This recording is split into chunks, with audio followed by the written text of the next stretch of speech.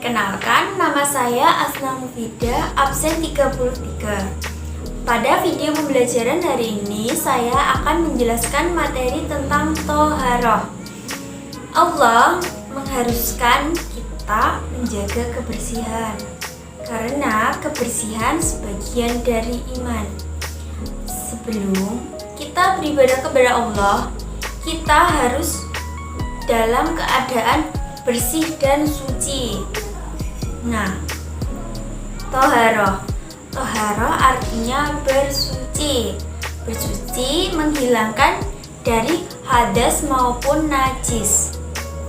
Hadas ialah tidak suci pada diri seorang muslim.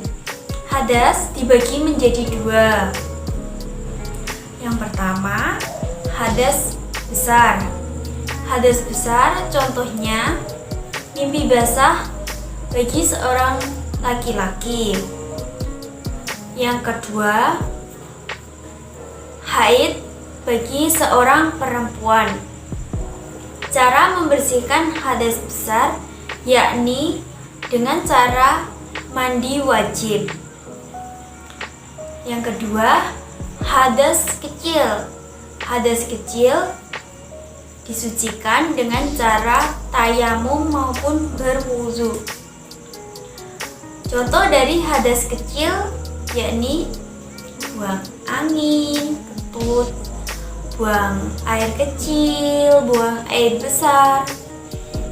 Cara mensucikan dari hadas kecil yakni dengan cara berwudu. Untuk mengetahui tata cara berwudu yang baik dan benar, mari kita praktekkan dengan tepuk wudu. Tepuk wudu. Baca bismillah sambil cuci tangan. Kumur basuh hidung, basuh muka. Tangan sampai ke siku, kepala dan telinga. Terakhir basuh kaki lalu doa. Nah, bagaimana? Mudah kan? Najis dibagi menjadi 4. Yang pertama, najis mughaladoh. Yang kedua, mukhafafah. Yang ketiga, mutawasitoh. Surat Al-Falaq. Al-Falaq artinya waktu subuh. Surat Al-Falaq diturunkan sudah surat Al-Fil. Al-Falaq berada pada urutan ke-113 kandungan surat Al-Falaq. Surat Al-Falaq mengandung isti'adzah. Surat Al-Falaq mengandung memohon perlindungan.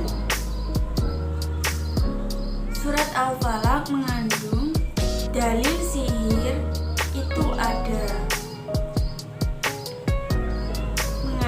Surat Al-Falaq mengandung hasad itu membawa keburukan dan mengakibatkan kejahatan. Baik, video pembelajaran hari ini kurang lebihnya mohon maaf. Di sini saya akan menjelaskan tentang bahan ajar kelas 5 SD Pendidikan Agama Islam.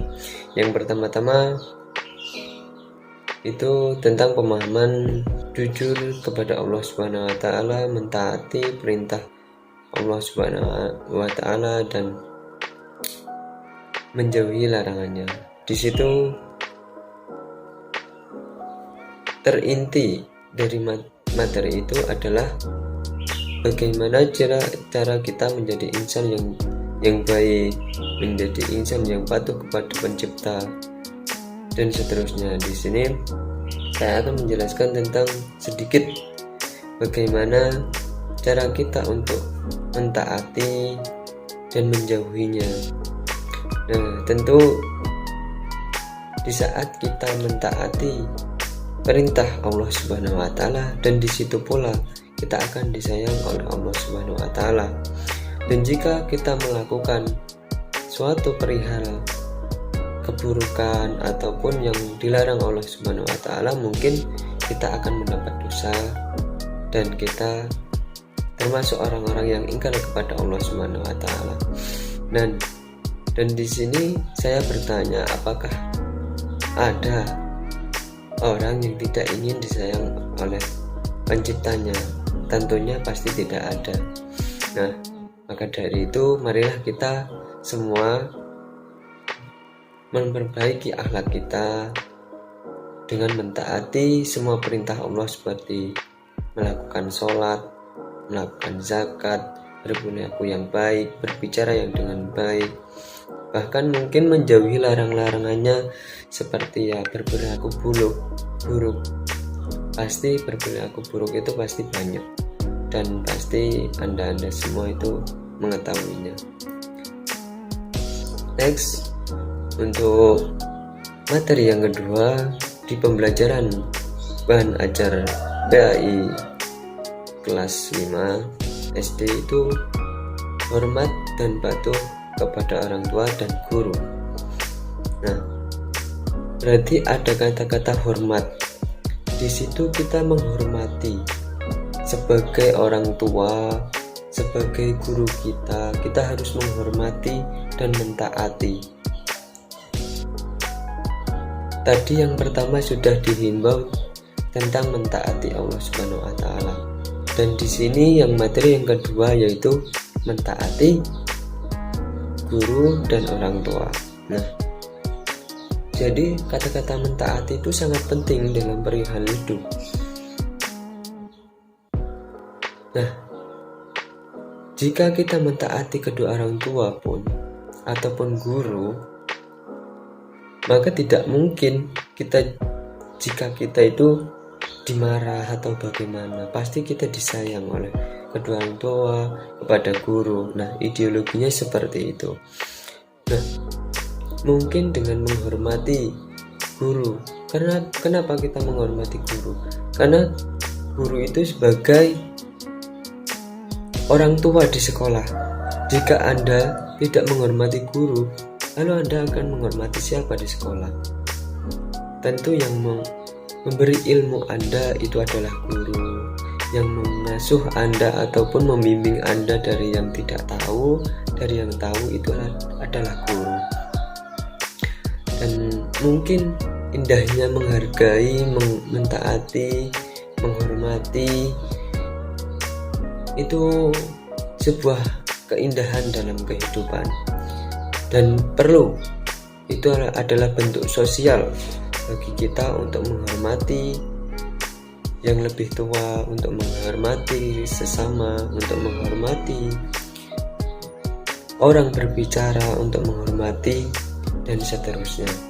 Dan mungkin itu sedikit pemahaman dan penjelasan dari saya tentang bahan ajar kelas 5 SD Pendidikan Agama Islam. Assalamualaikum. Hai, perkenalkan saya Lailia Lutfiatur Rahma dari kelas PAI 2E. Di sini saya akan menjelaskan tentang materi bahan ajar untuk pendidikan agama Islam kelas 6 SD. Yang pertama yaitu ada surat Al-Qadar. Surat Al-Qadar ini memiliki pokok kandungan terdiri dari 3. Yang pertama yaitu Al-Quran mulai diturunkan pada malam Lailatul Qadar. Yang kedua, malam Lailatul Qadar adalah malam yang nilainya lebih dari 1000 bulan. Dan yang terakhir, para malaikat dan Jibril turun ke dunia pada malam Lailatul Qadar untuk mengantar segala urusan. Dan untuk yang kedua yaitu surat Al-Alaq atau segumpal darah adalah surat ke-96 dalam Al-Quran. Surat ini terdiri atas 19 ayat dan termasuk golongan surat Makkiyah. Ayat 1 sampai dengan 5 surat ini adalah ayat-ayat Al-Quran yang pertama kali diturunkan, yaitu di Berfatkur di Gua Hira. Dan untuk yang ketiga yaitu iman kepada hari akhir.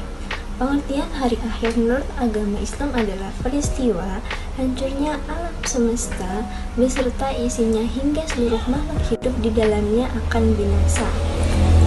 Saya Lailatul Mukarramah dari PAI kelas 2E akan melanjutkan materi bahan ajar PAI SD kelas 6. Materi yang keempat yaitu kisah para penentang Islam. Yang pertama yaitu kisah Abu Lahab. Abu Lahab adalah paman Nabi Muhammad yang terkenal akan kebenciannya terhadap ajaran Islam. Yang kedua yaitu kisah Abu Jahal. Ialah seorang pemimpin penduduk Mekah yang terkenal akan permusuhannya terhadap kaum muslimin. Dan yang ketiga yaitu kisah Musailamah Al-Kadzab. Dia adalah seorang yang mengaku sebagai nabi pada zaman Nabi Muhammad SAW melakukan dakwah di Jazirah Arab. Dan yang terakhir yaitu menghindari perilaku tercela. Secara bahasa, perilaku tercela adalah sikap atau perbuatan yang tidak baik. Sedangkan menurut istilah, perilaku tercela ialah semua sikap dan perbuatan yang dilarang oleh Allah Subhanahu wa Ta'ala yang akan menimbulkan kerugian bagi dirinya dan orang banyak. Perilaku tercela ini apabila dibiasakan dalam sehari-hari akan menimbulkan dampak yang buruk bagi diri kita sendiri.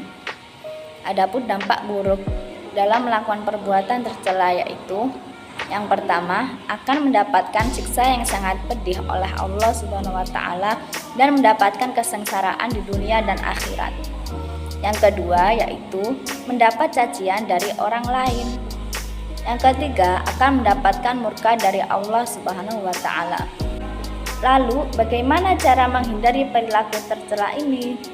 Adapun cara untuk menghindari perilaku tercela yaitu yang pertama, bergaul dengan orang yang soleh. Kedua, jangan bergaul dengan orang-orang yang suka melakukan perilaku tabdzir ini. Ketiga, memahami sifat tercela dan menyadari bahwa sifat tersebut memang tidak disukai oleh Allah Subhanahu wa Ta'ala. Yang keempat yaitu mendekatkan diri kepada Sang Pencipta. Apa sih macam-macam perilaku tercela tersebut? Macam-macamnya yaitu yang pertama ada riya, yaitu melakukan suatu tindakan amalan kebaikan supaya orang lain bisa memuji orang tersebut. Macam yang kedua yaitu syirik. Syirik termasuk kedzaliman yang paling besar. Contohnya yaitu menyembah atau meminta selain kepada Allah Subhanahu wa Ta'ala. Ketiga yaitu sombong, yaitu perbuatan yang merasa dirinya paling lebih dan hebat, sementara melihat orang lain dianggap selalu rendah dan hina. Kemudian, perilaku dengki Abu Lahab.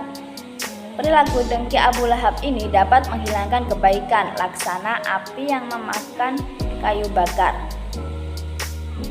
Kemudian, perilaku dengki Abu Jahal. Abu Jahal sering menghina Nabi Muhammad SAW. Bahkan Abu Jahal ingin membunuh Rasulullah atas kedengkiannya tersebut. Dan yang terakhir yaitu perilaku bohong Musailamah Al-Kadzab. Musailamah Al-Kadzab merupakan pembohong yang sangat besar.